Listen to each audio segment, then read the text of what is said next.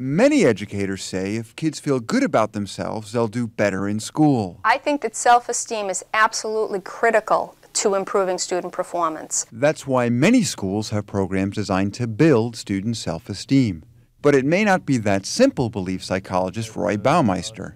He's studied esteem for 20 years. It looks like doing well in school makes people have higher self-esteem, not that high self-esteem makes them do better in school. School principal Marie Doyle thinks it's not that simple either. The two are definitely interwoven. Students that get good grades feel better about themselves, yet it also you have to feel good about yourself in order to get good grades. Robert Reisner, the president of the International Council for Self-Esteem, says he saw it work during the 12 years he was a school superintendent in San Jose, California. We reduced the dropout rate from 18% down to 4.5%.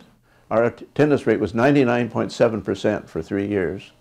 We found we did increase academic achievement. Academic performance is one of the things Baumeister and his colleagues looked at in a study for the American Psychological Society that evaluated the effects of self-esteem.